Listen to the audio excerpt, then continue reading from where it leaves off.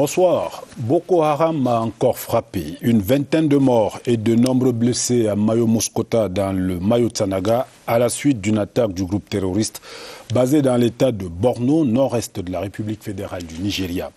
Depuis le début de l'année 2020, plus de 80 attaques de Boko Haram ont été recensées dans l'extrême nord, donnant l'impression d'une résurgence du terrorisme dans cette partie du pays. Boko Haram est-il finalement invincible ou alors a-t-on relâché la pression sur le mouvement terroriste? Des questions et bien d'autres qui vont alimenter notre discussion avec le professeur Joseph-Vincent Touda-Ebodé, politologue et grand spécialiste des questions de stratégie et de défense dont les analyses sur le terrorisme sont saluées par plus d'un au sein de l'intelligentsia camerounaise. Professeur Touda-Ebodé, bonsoir. Bonsoir, Chérif. Alors, que se passe-t-il avec Boko Haram en ce moment? Ils reviennent en force? Est-ce que cela veut dire qu'on a tout essayé? On ne peut pas le dire d'un point de vue de la stratégie globale. Disons que Boko Haram est un mouvement terroriste. Et cela avait été dit au début, il y a au moins 5 ans. Absolument. On ne défait pas complètement le terrorisme. On ne l'éradique pas.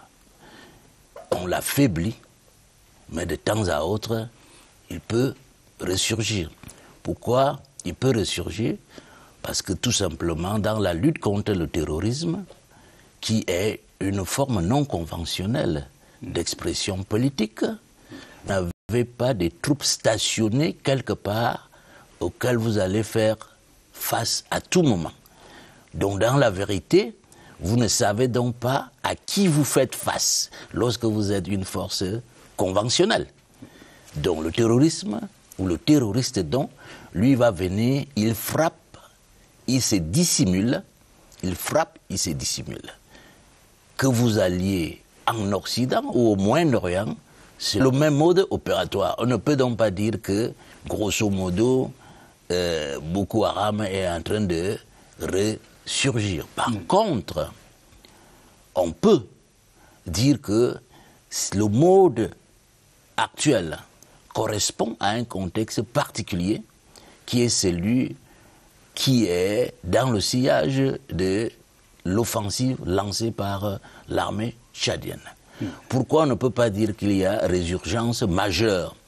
Parce que lorsqu'on regarde les statistiques, on peut avoir tendance à penser qu'il y a du nouveau sous le soleil. Puisque lorsque vous parlez des 80, ça indique une montée en puissance. Mais il faut regarder la nature des cibles. Qui Boko Haram attaque aujourd'hui comparé à qui il attaquait au début? C'est-à-dire quelle arme? Au début, on attaquait l'armée. L'armée. Maintenant, on s'en prend aux civils. Aux civils. Donc, lorsqu'on s'en prend aux civils, ça, c'est le mode de fonctionnement normal d'un mouvement terroriste. Ce qui était surprenant avec Boko Haram, au début donc, c'était de s'attaquer à des unités militaires. Et de ce point de vue, les unités militaires l'ont donc défait. Si on veut aller plus loin, on peut dire qu'aujourd'hui, Boko Haram est davantage une question de défense intérieure qu'une question de défense internationale. Je m'explique. La défense intérieure, c'est essentiellement la gendarmerie et la police. La défense internationale, je ne dis pas la défense, la sécurité intérieure. La défense, par contre, c'est le militaire. Absolument. Voilà. Cela signifie que si le renseignement fonctionne correctement, la police et la gendarmerie vont anticiper. Professeur, vous êtes d'accord avec ce que disait le président nigérian il y a quelques années? Il disait « Boko Haram est techniquement vaincu ». Alors, le nombre d'attaques de ces derniers mois vient quand même être la preuve du contraire. Je crois qu'entre les mots, c'est ce que je voulais dire. Quand on dit techniquement vaincu, on vainc un ennemi à la guerre. Donc ça veut dire militairement, Boko Haram a été défait. Maintenant, il peut donc poser les bombes ou utiliser les armes portatives de petit calibre. Ça, c'est possible. Donc c'est le même mode opératoire que n'importe quel groupe de bandits. Voilà. Comme on va dire qu'il n'y a pas de sécurité totale, donc il y aura toujours quelques agressions, ça et là.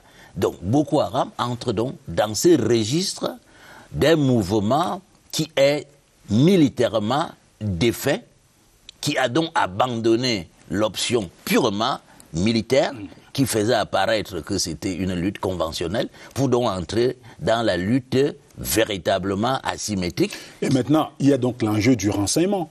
Voilà, c'est pour ça que j'ai dit que c'est devenu un enjeu de sécurité intérieure, c'est-à-dire si le renseignement prévisionnel, la collaboration entre les populations et les forces de sécurité et de défense fonctionne à merveille, on peut anticiper, c'est-à-dire avant qu'ils n'attaquent, on les attaque, on les surprend. Mais ce n'est pas véritablement parlant une opération militaire dans ce sens-là. Professeur Joseph Vincent Touda Ebodé, il y a nos questions, il y en a aussi qui viennent des internautes qui sont nombreux à vous interroger sur Boko Haram et le terrorisme. Nous ferons l'effort de vous faire part de leurs préoccupations tout à l'heure. Les questions des internautes sont rassemblées par Elvis Mbimba. Actualité hebdo, sons et images de la semaine qui s'achève. Le gouverneur de l'extrême nord, réaction après les attaques terroristes de Boko Haram à Mayo Muskota. La semaine politique et sociale de la rédaction, les liaisons indomptables, les maisons et le président. Les activités du chef du gouvernement, la lutte contre le coronavirus, entre autres sujets qui seront développés par nos chroniqueurs Séverin Alégambele et Rodrigue Bertrand Tueno. Madame, Messieurs, merci de votre fidélité à Actualité Hebdo. Notre invité ce dimanche, le professeur Joseph Vincent Touda Ebodé. Nous parlons Boko Haram, nous parlons lutte contre le terrorisme. A tout de suite.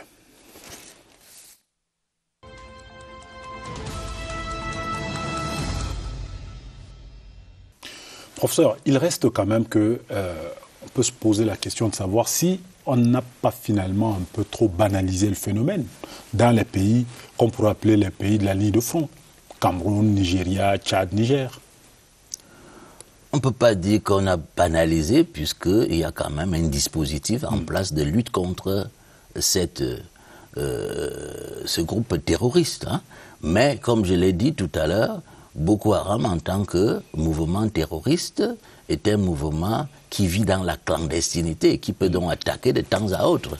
Mais vivre dans la clandestinité ne signifie pas qu'on ne puisse pas avoir aussi des soutiens à l'intérieur et à l'extérieur des pays dont vous venez de mentionner les noms.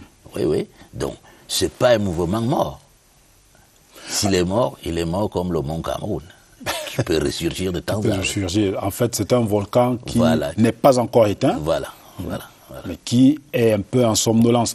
Il y a un autre phénomène dont on parle régulièrement lorsqu'il s'agit de Boko Haram. On dit ils vont se ressourcer, prendre des armes du côté du sud libyen, tout cela parce que la Libye est devenue ce qu'elle est devenue. Ce phénomène-là continue d'exister en ce moment? Bien évidemment, lorsqu'on regarde, si vous voulez, de très près la situation, on se rend compte que c'est un mouvement qui continue à se ravitailler, mais à se ravitailler davantage en armes portatives de petit calibre. Il n'a plus les grands chars qu'il avait au début. Et évidemment, plus vous avez des armes portatives de petit calibre, plus vous pouvez donc attaquer, comme ce fut la dernière fois, les camps de réfugiés ou quelques passagers, prendre les otages par ceci, par cela.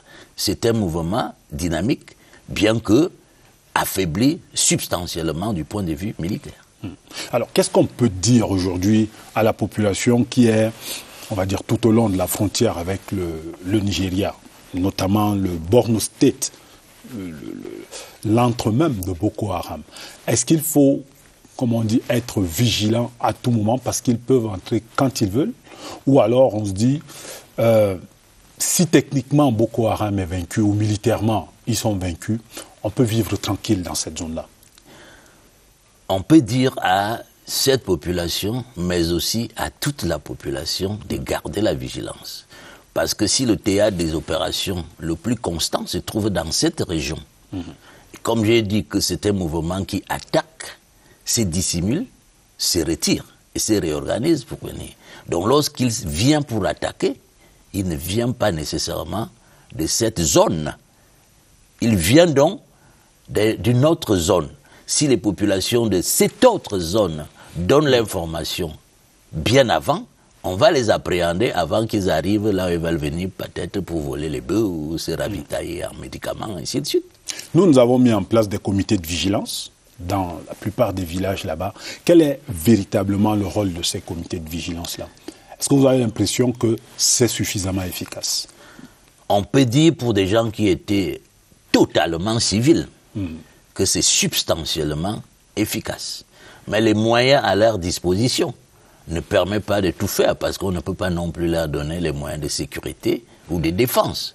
Par exemple, l'observation en profondeur, ce n'est pas eux qui peuvent le faire, les drones ou alors les agents à l'extérieur peuvent le faire. Donc vous voyez donc qu'ils sont importants pour maintenir le renseignement vivace dans une zone particulière en fonction de leurs yeux, de leurs oreilles, j'allais dire de leurs sens et des quelques éléments rudimentaires du point de vue technologique dont ils peuvent avoir à leur possession. Mais ils ne peuvent pas aller au-delà parce qu'il va leur falloir de longues vues que eux, ils n'en ont. Parce qu'en réalité, ce n'est pas leur job. Oui, parce que ce n'est pas leur job. Et donc, aussi, ils n'ont pas nécessairement l'équipement le plus approprié pour voir au-delà ou entendre au-delà d'une certaine distance, c'est-à-dire hors de leur propre village. Alors, cette résurgence des attaques intervient pratiquement au même moment où, plus au nord, le Tchad, lui, il a fait le coup de feu contre Boko Haram, au niveau du lac Tchad et tout cela. Est-ce que, en termes de phénomène de vase communicant, est-ce que ce n'est pas simplement ceux-là qui ont été chassés de ce côté qui redescendent du côté du Cameroun? Il y a une partie de la vérité dans ce que vous dites. Ce que le Tchad a fait, il a mis le pied dans la fourmilière. L'armée tchadienne a tué une partie.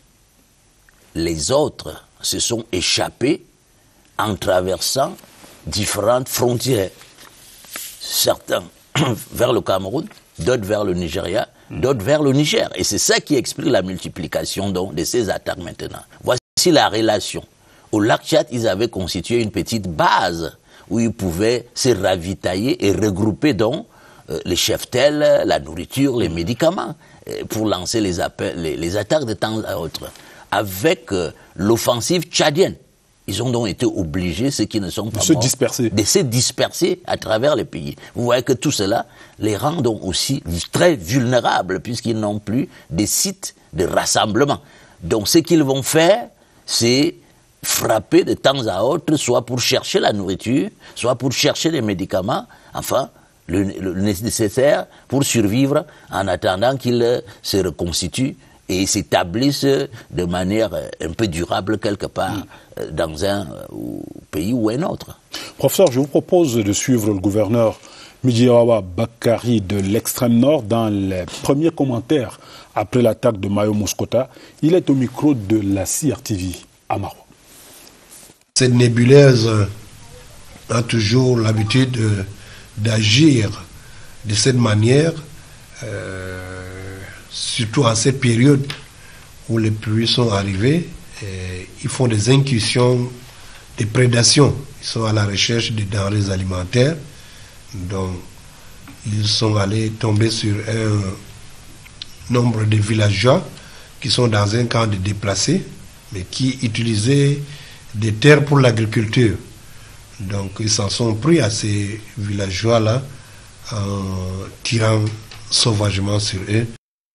Vous savez, le chef d'État a demandé que la base, la 41e base BIM, était à quelques centimètres, à quelques mètres de là. Sur tout le long de la frontière, tout le long de l'As, nous avons soit le BIM, soit la 41e, soit la force multinationale. Donc tout s'est joué en fraction de secondes. C'était le temps pour que la 41e arrive et qui a pu les mettre en déroute. Donc, avec les pluies de nuit et autres, le temps que le comité de vigilance aille informer nos forces. C'est ce laps de temps-là qui leur a permis de tirer sauvagement.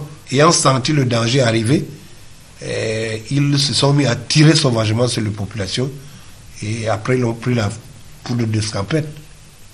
Ils n'ont pris aucun bien, alors que l'objectif c'était d'enlever le petit bétail, de casser les greniers et autres. Ils sont maintenant dos au mur, la saison pluvieuse étant arrivée, les rivières débordants, ils savent très bien, bientôt, il va falloir qu'ils se constituent des réserves. Et c'est dans cette perspective qu'ils sont attaqués aux agriculteurs qui sont regroupés dans ces camps. Professeur, alors, quand une situation comme celle-là se présente, des incursions de temps en temps dans des villages pour venir prendre et du bétail et carrément des vivres pour pouvoir s'alimenter, est-ce que c'est le signe, on en parlait tout à l'heure, de ce que, effectivement, Boko Haram ne tient plus véritablement dans un espace précis? Oui, c'est manifestement le signe qu'il n'arrive plus à se stabiliser et donc quotidiennement cherche à manger, à boire ou à se soigner. Et c'est ça que nous autres, à l'extérieur, nous considérons comme étant une montée en puissance. Mais comme je l'ai dit au début, la montée en puissance, si on veut l'analyser du point de vue militaire, il faut regarder quelles sont les cibles maintenant attaquées par Boko Haram et quel type d'armes il utilise. Or, ce qu'il fait actuellement, c'est du banditisme pur et simple. Ce qui est donc un signe manifeste de son faiblissement du point de vue militaire. Alors, le gouverneur dit qu'il y a des bases qui vont être installées ou qui sont installées tout au long de la zone dite dangereuse entre la frontière entre le Cameroun et le Nigeria. C'est la bonne solution? Tout dépend de ce qu'il entend ici par base. Hein. Je crois que ce qu'il veut dire, c'est que c'est ce qu'on dit généralement quand on parle de rapprocher l'administration des administrés. Et donc là, pour le cas d'espèce, l'armée... Voilà, plus proche du front. Mais vous savez que les bases militaires, c'est pas véritablement comme cela que ça peut être installé. Il veut peut-être parler, peut-être de multiplier les postes de gendarmerie et de police, bon, en amont avec une base substantielle logistique qui permet donc de venir au secours lorsque ces gendarmes ou ces polices plus proches de la frontière ont signalé un mouvement ou bien sont en action. Est-ce que jusqu'à maintenant, on peut dire que la coopération entre les pays de la ligne de front, ceux de la CBLT, est-ce que cette coopération-là est efficiente dans la lutte contre Boko Haram? On voit le déploiement de la force mixte multinationale, mais on n'en parle pas beaucoup. Oui, non. Si on suit ce que le président tchadien a dit à la suite de son offensive, c'est un acteur majeur de la force multinationale. On peut penser qu'il y a les dysfonctionnements. Mais si on prend les choses d'un autre côté, on peut se rendre compte que les attaques dont on parle sont des attaques de seconde dimension. Les attaques dont on parle n'ont pas encore ébranlé un État. Ce que je pense, c'est que chaque État met de l'emphase dans la protection de son propre territoire. Et donc, le dispositif de la force multinationale devient à la fois un dispositif d'avantage et de dissuasion militaire. Ce qui peut aussi expliquer que Boko Haram ne veuille plus intervenir militairement. Donc, dans ce cas, ça devient efficace. Voilà. Et aussi, non seulement un dispositif de dissuasion militaire, mais aussi un dispositif de rassemblement du renseignement qui peut donc par la suite être renvoyé aux différents États. Et en ce temps-là, les forces de sécurité intérieure vont agir ou réagir avec efficacité, mais les gens ne sauront pas nécessairement que le renseignement est venu de la force multinationale. Donc la vérité aujourd'hui, c'est que la guerre, j'allais dire, conventionnelle contre Boko Haram, cette guerre-là, on va dire, est terminée. On l'a dit en début d'émission, techniquement, Boko Haram ne tient plus.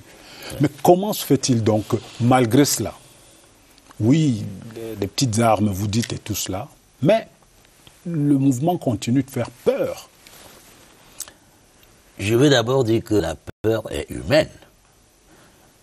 Si vous avez vu des bandits pas chez vous, mais chez votre voisin, on dit qu'on a volé la nuit dernière, le matin, vous aurez un sentiment de peur. Donc, avoir peur ne signifie pas nécessairement qu'on est en danger. Mais, ce qu'il y a, c'est que plus le nombre d'attaques dans le voisinage immédiat que quelqu'un connaît devient récurrent, plus il a tendance à avoir peur. C'est comme nous aujourd'hui avec le Covid. Il suffit d'avoir une connaissance qui tombe malade ou décède. C'est en ce temps-là que vous commencez à croire que véritablement cette affaire existe. Donc c'est le même type de réaction. Les gens ont peur parce que la menace est là. Boko Haram peut, du point de vue civil, attaquer tout le monde dès lors qu'une opportunité se présente.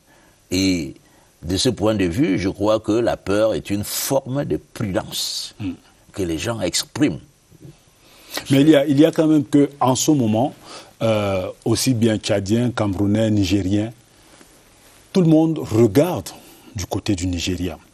Parce que, n'ayant pas pu s'installer dans les autres pays, Boko Haram, qui a toujours été basé dans le Borno State, y est encore et manifestement en position de force.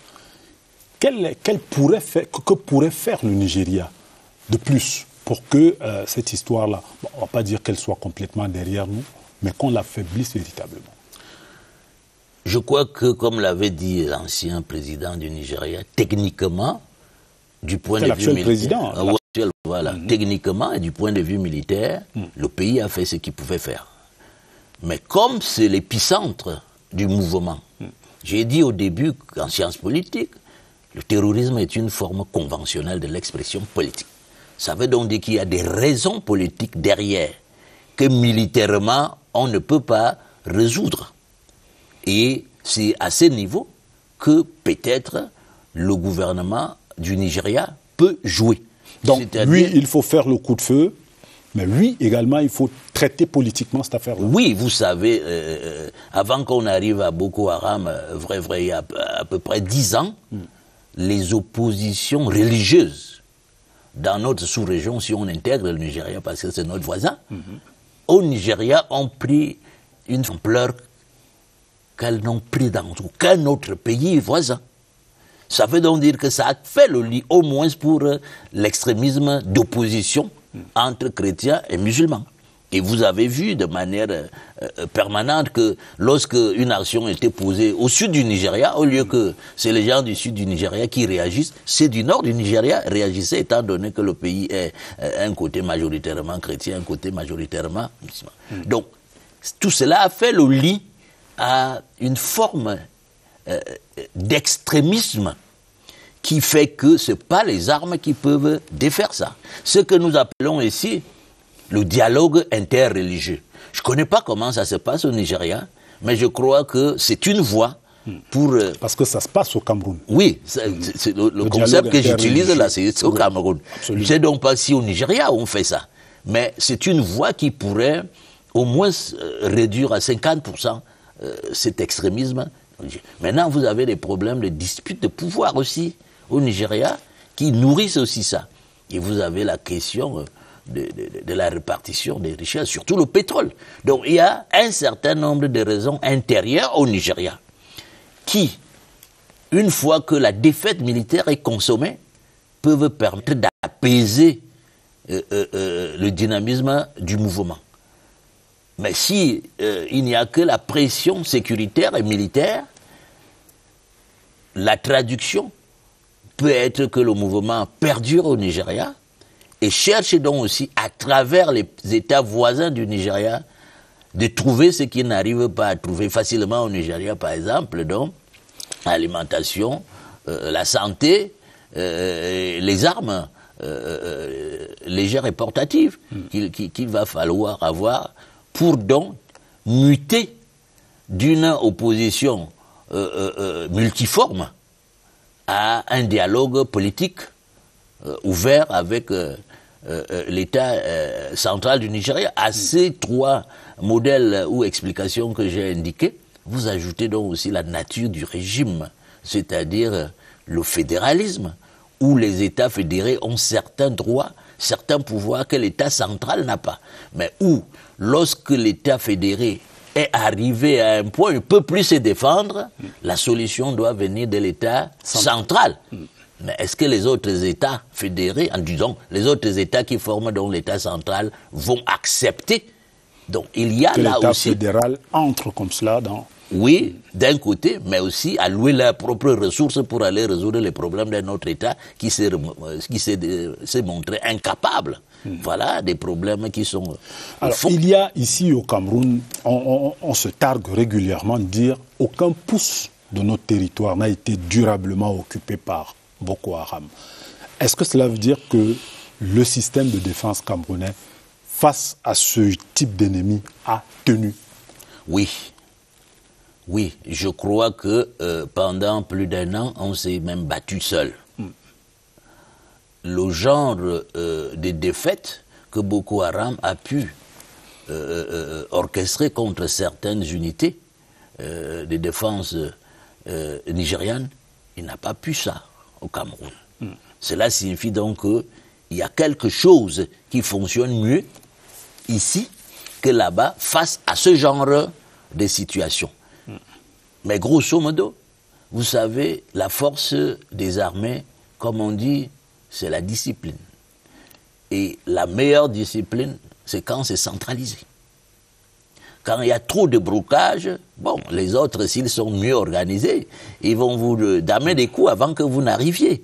Donc, il y a ça qui peut être considéré comme un avantage comparatif pour le Cameroun, au bénéfice du Cameroun.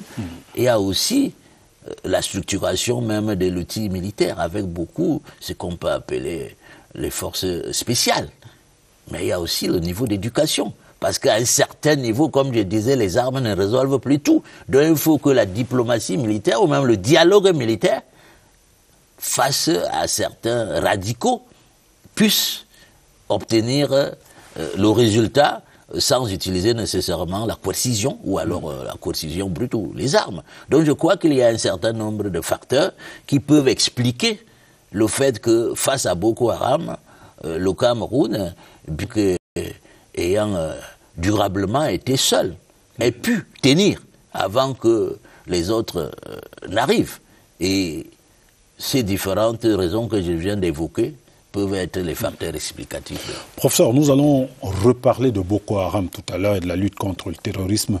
Mais en attendant, je vous propose, et notamment à travers les questions que vont vous poser ou que vous posent les internautes, je vous propose de suivre la semaine politique de la CRTV avec les maisons, les logements offerts aux Lions indomptables du Mondial 1990 qui s'invitent dans l'actualité politique de la semaine. Voici la semaine politique de Séverin Alekambele. Un acte politique digne d'intérêt cette semaine au Palais de l'Unité. Le président de la République, son Excellence Paul Biya, a offert gracieusement des logements décents aux Lions indomptables qui ont participé à la Coupe du Monde de 1990 en Italie. Une reconnaissance de l'État aux 22 acteurs de cette épopée glorieuse pour le football sur le continent. Nous avons eu la chance qu'à cette Coupe du Monde, le chef de l'État était à l'ouverture. Le chef de l'État a voulu nous récompenser par rapport aux efforts fournis lors de cette Coupe du Monde. C'est pour ça qu'il nous a octroyé des maisons. Nous avons accueilli vraiment avec joie dans le cœur, avec satisfaction. Et nous tenons encore une fois de plus à dire merci. Merci au premier Lion, merci au président de la République. De l'espoir pour les sportifs, de l'espoir pour les ministres de l'économie, des finances et des gouverneurs de Banque centrale d'Afrique qui viennent d'afficher la volonté commune d'affronter la maladie à coronavirus, affronter les défis de la croissance économique en jouant groupé. La réunion virtuelle du caucus des gouverneurs du groupe de la Banque mondiale et du FMI a laissé cette bonne impression au vu des résultats obtenus. Il est évident que pour faire face à cette pandémie, le renforcement des infrastructures de santé, l'accès évidemment aux services sociaux de base, le relèvement de la qualité de l'éducation, en d'autres termes, la place du capital humain constitue un axe majeur de nos politiques de développement. Nous avons convenu qu'il faille bénéficier encore davantage de l'assistance technique, du soutien, de l'accompagnement de nos partenaires pour garantir une stabilité à l'intérieur et à l'extérieur. En aval de ces assises, il y a la préparation des assemblées annuelles de la Banque mondiale et du Fonds monétaire international en octobre prochain. Le caucus devait se réunir pour dire nous allons rencontrer nos partenaires techniques et financiers, quelles sont nos grosses préoccupations, qu'est-ce que nous pouvons demander. À l'heure actuelle, vous connaissez la grande préoccupation. La grande préoccupation, c'est la crise sanitaire. La crise sanitaire qui est en train de se muer en crise économique et financière. Forcément donc, l'Afrique a des besoins. L'Afrique a des problèmes. Heureusement, l'Afrique a aussi des propositions de solutions. Nous préparons un mémorandum à soumettre lors des assemblées aux deux grandes institutions de Bretton Woods, le FMI et la Banque mondiale. Une semaine heureuse marquée toutefois par les attaques de Boko Haram dans l'extrême nord. Informé, le couple présidentiel a dépêché le gouverneur de la région pour le réconfort des victimes, de nombreux enfants appartenant aux familles habitant en camp de déplacés. L'État rassure, les éléments du BIR de la 41e brigade d'infanterie motorisée, les soldats de la force multinationale veillent au grain avec le concours des comités de vigilance. Professeur Joseph-Vincent Toudaï-Bodé, les questions des internautes maintenant. Je commence par Emmanuel-Olivier Nkotte qui dit « Avons-nous crié victoire trop tôt contre Boko Haram ?» Je crois que j'ai répondu à cette question. Nous n'avons jamais crié victoire, que Boko Haram a été complètement éradiqué. On a dit que Boko Haram a été militairement défait. Et cela reste vrai. Et on l'a aussi dit, Boko Haram se comporte maintenant comme un mouvement terroriste normal. Vous allez en Israël, vous allez trouver le même type de comportement. C'est-à-dire de temps à autre, il y aura des attaques, des mouvements terroristes. Depuis 1949, ça n'empêche pas que l'État d'Israël fonctionne. Vous allez dans n'importe quel pays au Moyen-Orient, vous allez en Europe, il y a des attentats de cette nature. Ça, c'est le mode opératoire d'un mouvement terroriste. La victoire dont on a crié, c'est lorsque Boko Haram a eu la prétention qu'il va défaire nos forces de défense et prendre une partie du territoire camerounais. Et ça n'a pas marché. Ça n'a pas marché jusqu'à présent. Mukwege André dit « Comment expliquez-vous que Boko Haram ne revendique pas systématiquement ces attaques ?» Alors, plusieurs raisons. La première raison, qui peut être une manifestation de la faiblesse du groupe, peut provenir du fait que ce sont des éléments qui ont pris à leur propre initiative la décision d'aller s'attaquer à peut-être des éleveurs parce qu'ils avaient faim. Donc comme la décision n'est pas venue de leur coordonnateur central, il n'y a rien à revendiquer parce que des fois il peut ne même pas être au courant. La deuxième raison qu'on pourrait avancer, c'est que ce n'est pas nécessairement bénéfique à tout moment en fonction de la conjoncture. Si vous allez frapper quelque part, avant de prendre position, vous voyez d'abord qu'est-ce que vous avez frappé, quels sont les types. Par exemple, même dans une force conventionnelle, lorsque vous avez frappé et vous vous rendez compte qu'il y a eu plus de morts civiles que militaires, a tendance à se taire. Voilà, à se taire un peu. Mais si vous savez que vous avez défait 1000 soldats du camp adverse, avant même le retour des soldats du front, on va annoncer. On est pressé d'annoncer. Voilà, donc il y a des actions embarrassantes, aussi bien d'un point de vue formel que dans l'informel. Zibama, alias Général, quel commentaire vous faites sur l'idée qui existe à installer des bases militaires tout au long de notre frontière avec le Nigeria, si on prend seulement la région de l'extrême nord? C'est réaliste? Je ne pense pas que c'est réaliste et je ne pense même pas que ce soit opportun. Si on les installe, on parle bien des bases militaires. Le Nigeria va considérer qu'il est en danger. Parce que l'armée, c'est pour faire la guerre. Absolument. Si c'est pour lutter contre le terrorisme, on n'a pas besoin des bases militaires. C'est pour ça que tout à l'heure, je disais que je pense qu'on voulait parler de rapprocher. Voilà, les unités de sécurité avec les populations en danger. Et dans ce cas-là, c'est des postes de commissariat, des postes de gendarmerie, pas des unités, pas des bases militaires. Une base militaire, c'est pour se projeter. Hein. Et lorsque vous l'installez, plusieurs à la frontière avec un pays ami ou partenaire, l'intention manifeste, c'est que vous voulez vous projeter contre lui. Vous pouvez ne pas avoir cette idée, mais voilà ce que son état-major va penser. Et il va aussi chercher à les installer pour vous faire face. En face. Evezo Engo dit, y aurait-il une implication de l'Occident dans le financement de ce groupe terroriste? Lorsqu'on lit la documentation à la portée de tout le monde, il y a des thèses qui le soutiennent. Pas seulement sur ce mouvement, mais pour d'autres mouvements de même nature. Alors, un mouvement comme Boko Haram, on le financerait pourquoi? Alors, d'un point de vue purement scientifique... Simplement pour embêter les États? On peut financer pour montrer à un État qu'il est faible parce qu'on veut obtenir quelque chose de lui. C'est la même logique. Par exemple, lorsqu'on peut se retrouver derrière la piraterie maritime. On vous montre que vous êtes incapable et après on vous propose l'aide, mais à la fin peut-être... Oui, à la fin peut-être c'était pour prendre le contrôle d'un puits de pétrole quelque part. On appelle ça la neutralisation par la coopération. Et ça participe des actions couvertes des États. Fahad Hassan, y a-t-il un lien entre l'insécurité dans certaines villes du Nord Cameroun et Boko Haram? C'est une question. La deuxième, c'est y aurait-il un lien entre Boko Haram et les preneurs d'otages dans l'Adamawa? Pour la dernière question, il est possible. Mais ce n'est pas les mêmes unités. Mais ce qu'il y a, c'est que comme Boko Haram se comporte, comme je l'ai dit désormais, comme des groupes criminels transfrontaliers, ils se prêtent des armes.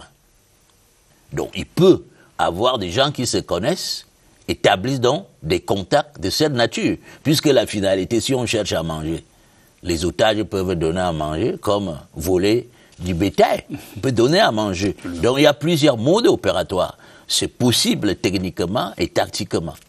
Maintenant, les liens entre le Nozo... L'insécurité dans la partie septentrionale, dans certaines villes, et Boko Haram. Dans la partie septentrionale. Oui. Oui. Puisque Boko Haram, comme je l'ai dit tout à l'heure, est un mouvement qui vit dans la clandestinité. S'il cherche, comme je l'ai dit, un peu de sous, il peut attaquer une banque. Mais on va dire que c'est des grands bandits. S'il cherche, moi je sais pas, une arme, il peut attaquer une gendarmerie ou un poste de police. Et ces différents outils lui permettent de survivre. Mais tout cela indique que le mouvement est assez vulnérable.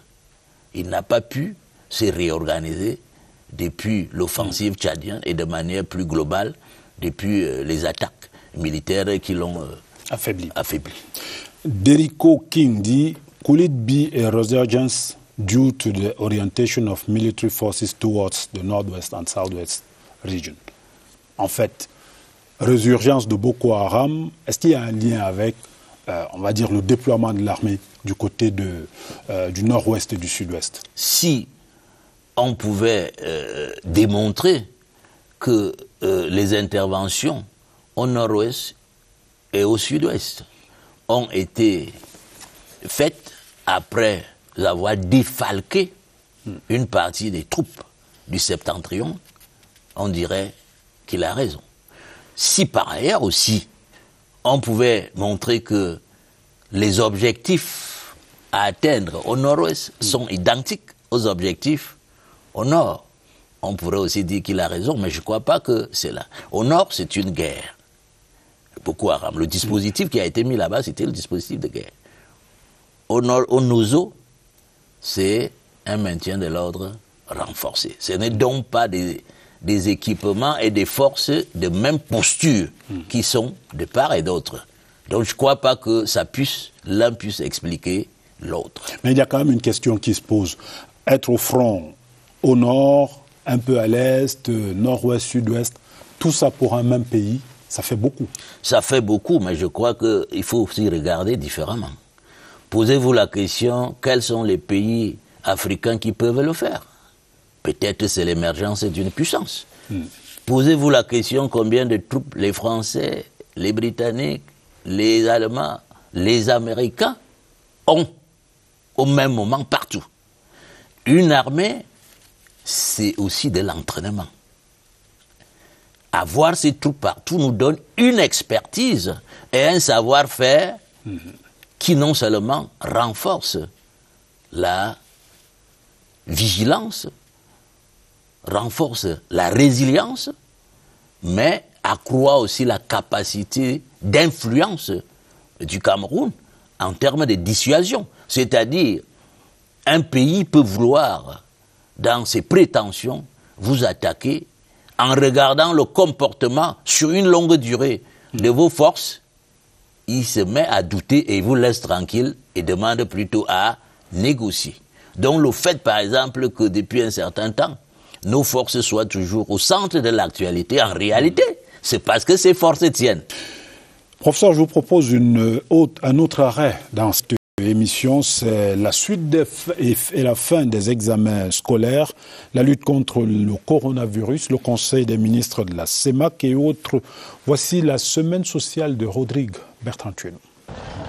La saga annuelle des examens de fin d'année est montée vers son asymptote au courant de la semaine, avec dès lundi les candidats au bac C, D et TI, qui reprenaient les 3 épreuves au centre d'une fraude, une aubaine pour certains. Les lacunes que j'ai eues, j'ai pu les combler et maintenant je peux bien composer. Cette fois, la sécurité autour des épreuves était resserrée. Les chargés de mission et autres responsables du ministère des enseignements secondaires veillant sur les enveloppes comme sur la prunelle de leurs yeux. Nous sillonnons donc pour voir si effectivement les élèves ont répondu à l'appel et que si le corps administratif et tous les enseignants affectés à la tâche sont présents. Depuis 4 heures du matin, nous sommes debout pour nous assurer que les choses marchent bien. Après le bac, le probatoire prenait le relais avec dans le rang des malvoyants. Les professeurs m'ont accompagné pour que à fin d'année je puisse être à la hauteur. Et je me suis bien apprêtée, j'ai révisé, j'ai assimilé ce que j'ai appris. Jeudi, la partie écrite du GC emboîtait le pas au probatoire. En mi-journée, le taux de participation frôlait des niveaux jamais atteints au cours de ces 3 dernières années. Une bonne évaluation. 24 600 candidats étaient attendus. Nous avons près de 24 300, ce qui donne un taux de participation de près de 99%. C'est un bon début. J'ai près de 8 000 élèves. J'ai un taux de présence de 98,5%. Chiffre global des absences, ça veut dire c'est quelque chose comme c'est moins de 2%. Il y a eu quelques kidnappings de certains élèves qui étaient, grâce à Dieu, relâchés. Ces différents examens ont été impactés par la Covid-19, le respect des mesures barrières étant de rigueur. Une vigilance nécessaire malgré la stabilisation de la pandémie annoncée jeudi par le ministère de la Santé publique. L'évolution de l'épidémie semble effectivement se stabiliser.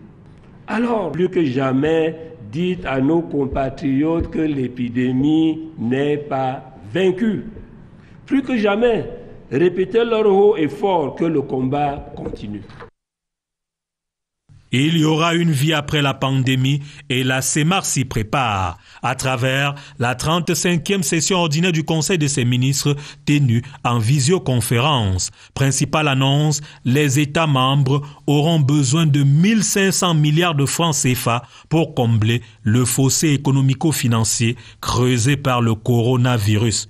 Le virus était aussi au menu du conseil d'administration du Comité olympique et sportif du Cameroun. Au terme des travaux, les membres ont posé les balises qui encadreront le mouvement sportif dans un contexte marqué par la Covid-19. La reprise concertée des compétitions nationales a été sollicitée, mais dans le respect strict des mesures édictées par le gouvernement et l'OMS. Parlant du respect des mesures, le piétinement de celles liées à l'urbanisme fait boire la tasse aux populations de l'extrême nord depuis quelques semaines.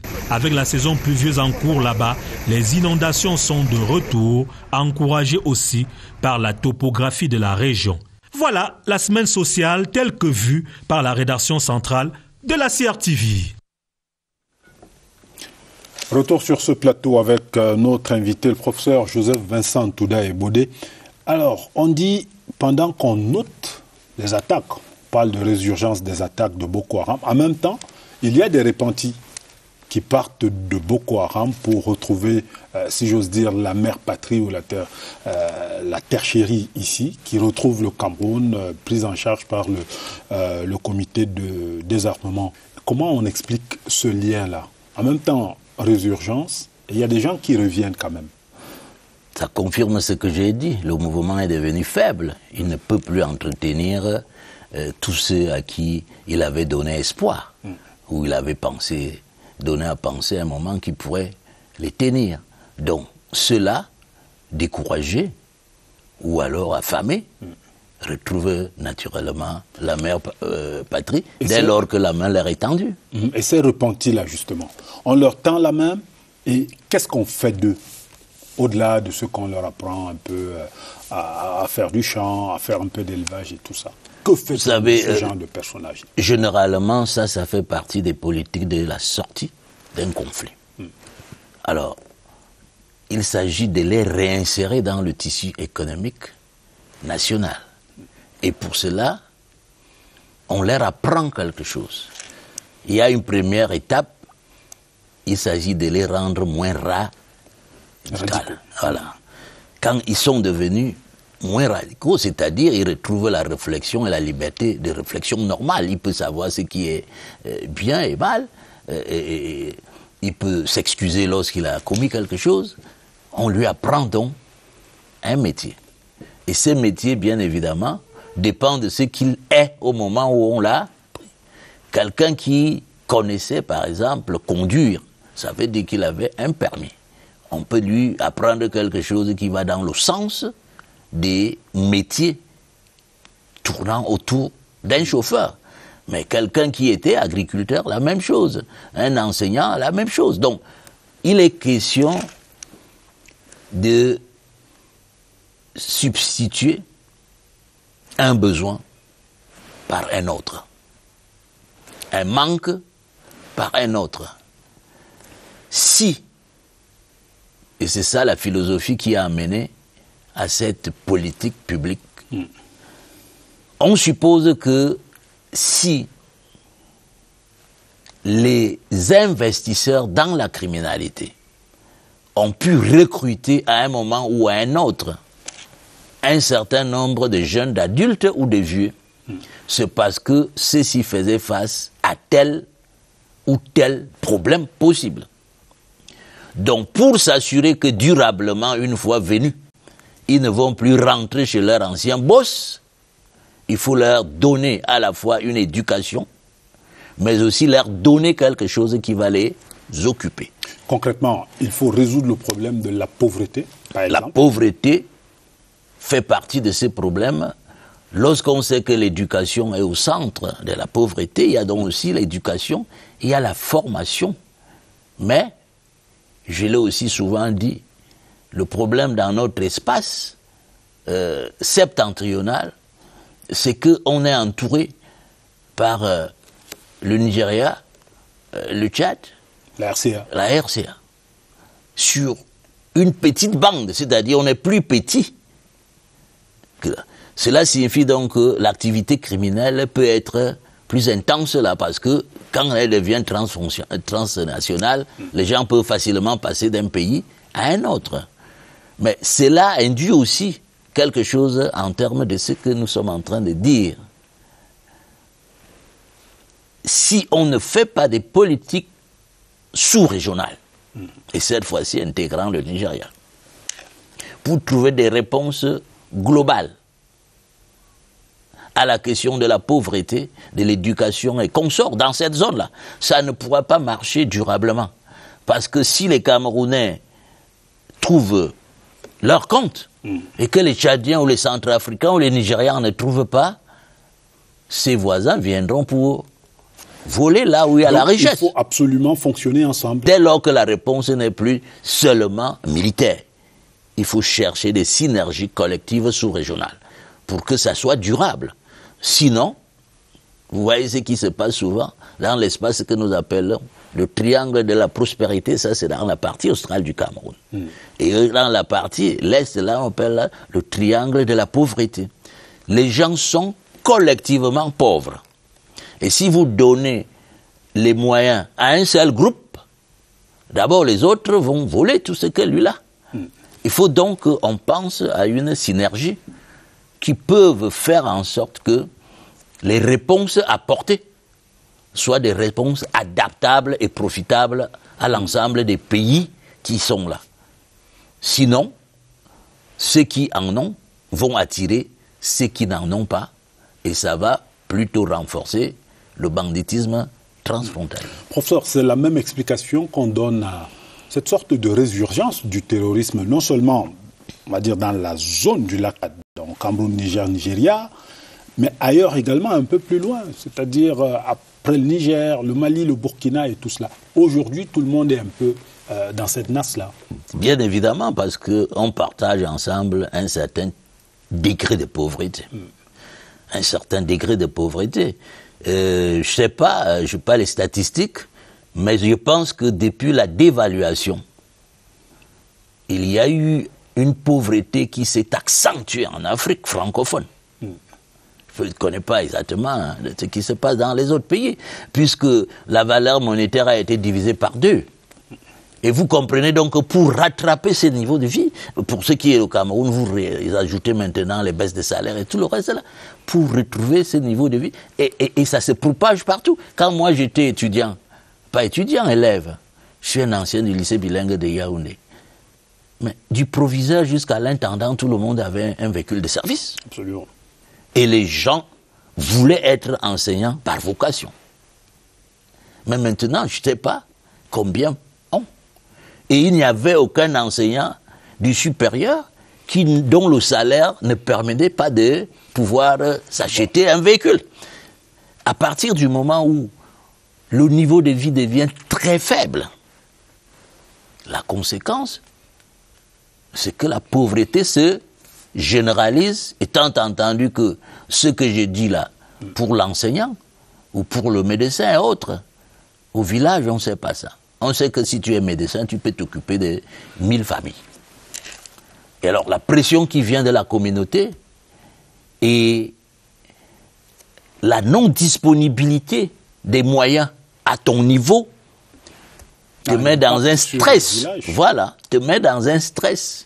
D'ailleurs, ça peut expliquer toutes les maladies cardiaques qu'on a là, et ainsi de suite, et ainsi de suite. Personne n'est plus à l'aise complètement à cause du degré de pauvreté. Même lorsque vous avez un peu, mais le nombre de coups de téléphone que vous recevez par semaine, des gens que vous ne connaissez pas, qui se lamentent, qui viennent même vous rendre visite, bon, ça finit par vous mettre mal à l'aise. Faire une dernière question sur Boko Haram pour sortir et finir définitivement, tout au moins pour ce qui concerne cette émission. On a dit tout à l'heure résurgence des attaques terroristes de ce groupe à partir du Nigeria. Est-ce qu'il y a quelque chose que doit faire de façon spécifique le Nigeria pour, on va dire, aider, ou si j'ose dire, permettre que les autres États de la ligne de front respirent? Je crois que la première chose que le Nigeria doit faire, c'est garantir sa sécurité intérieure. Permettre à ce que ceux qui traversent ces frontières pour aller au-delà ne soient pas des gens de mauvaise moralité. Mais vous allez me demander comment le faire à partir du moment où une frontière, c'est l'interface. Et c'est là que vient la deuxième partie de ma réponse. Dans la vérité, dès lors que c'est une criminalité transfrontalière, aucun pays ne peut être entièrement responsable seul. Le Nigeria porte la responsabilité parce que c'est là que c'est parti. Mais une fois que c'est parti, c'est parti. Donc, on a l'obligation, comme je disais tout à l'heure, pour la lutte contre la pauvreté, on a l'obligation de se coaliser dans le partage du renseignement, dans le partage des offensives, dans la mise ensemble des moyens pour juguler. Parce que le Nigeria, à mon sens, a résolu jusque-là substantiellement le problème du point de vue militaire. Mais je l'ai dit au début, quand on a déjà affaibli l'ennemi substantiellement, on commence la négociation si on veut qu'il y ait une paix durable. Sinon, il y aura vengeance. C'est ça, la convention ou les accords de Versailles. Quand vous avez défait quelqu'un militairement, parce que même ceux qui sont dans l'équipe défaite n'occupent pas les mêmes positions. Vous tendez la main au plus modéré. La France tend la main à l'Allemagne. Vous négociez les accords sur le charbon, qui deviennent plus tard l'Europe des 12, ainsi de suite, ainsi de suite. Jusqu'à l'Union européenne. Voilà. C'est-à-dire lorsque on veut, comment je dirais ça, affaiblir jusqu'au bout, ça crée un ressentiment. Même ceux qui reconnaissaient que la cause n'était pas bonne commencent à être solidaires de cette cause-là parce qu'ils voient le traitement que les autres ont subi. Donc, le fond, c'est quoi? Le Nigeria a défait aussi militairement Boko Haram. Maintenant, il faut des issues, des secours politiques, économiques, autour d'un certain type de négociation pour que les moins radicaux ne rejoignent pas les plus radicaux et perdurent le mouvement. Mais au-delà de ça, qui peut être fait par le Nigeria seul? Toutes les autres solutions ne peuvent tenir que parce que on se sera mis ensemble. Voilà. Professeur Joseph Vincent Touda-Ebodé, merci pour ces explications et merci pour votre disponibilité. Merci aussi de m'avoir invité. Je vous en prie. Madame, Monsieur, Actualité Hebdo s'achève. Restez en compagnie des programmes de la CRTV. Bonsoir, bonne semaine.